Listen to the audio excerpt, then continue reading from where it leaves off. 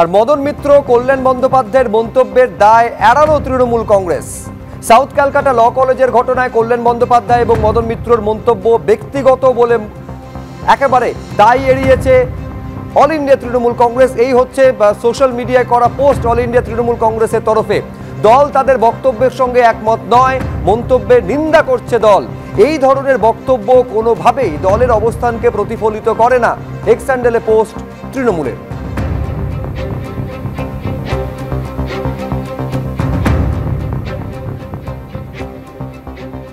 এবার তৃণমূলের এই দূরত্ব তৈরির এক্স বার্তার পরে পাল্টা পোস্ট করেছেন আবার কল্যাণ বন্দ্যোপাধ্যায়।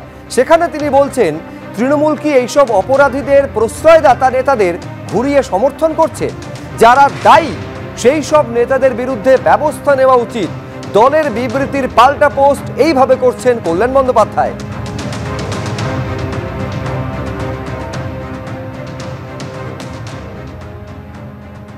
দেখুন, বিতর্কটা তৈরি হয়েছে মদন মিত্রর করা মন্তব্যকে কেন্দ্র করে। তার মন্তব্য সামনে আসার পর যেখানে যাবতীয় ঘটনার জন্য, এই গণধর্ষণের ঘটনার জন্য পুরো দায়টা তিনি ঠেলছেন নির্যাতিতার ওপরে। এবার তা নিয়ে বিজেপির কি বক্তব্য, কি বলছেন সজল ঘোষ, দেখুন। মেয়েটি বলছে, আমার দেহটা সবের মতো পড়েছিল, একের পর এক আমি ধর্ষিতা হয়েছি।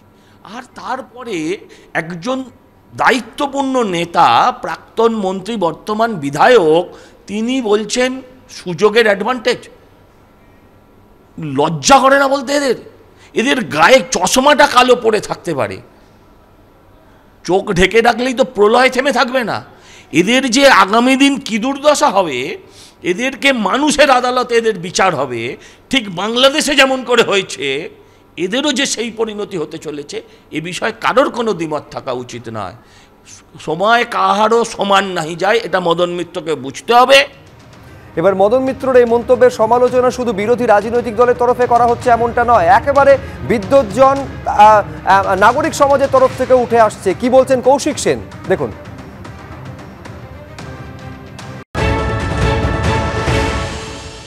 মদন মিত্র মহাশয় খুব অপূর্ব হিন্দি এবং অপূর্ব ইংরেজিতে বলছেন যে পরিস্থিতিটার জন্যই এটা হয়েছে, অর্থাৎ সিচুয়েশনটাই দায়ী, এবং সেই সিচুয়েশনটা যেন তৈরি করেছিল ওই মেয়েটি, এবং মেয়েটি যদি এই সিচুয়েশনটা তৈরি করতে না পারতো, অর্থাৎ সে যদি কোনো সঙ্গী নিয়ে যেত অথবা কাউকে বলে যেত, তাহলে নাকি ছেলেটি, এই সুবোধ ছেলেটি, এই অ্যাডভান্টেজটা নিতে পারতো না।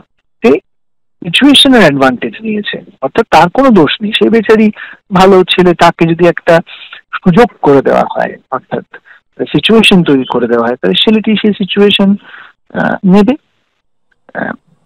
এটা তো আমি বলবো মানুষের যুক্তি হতে পারে না।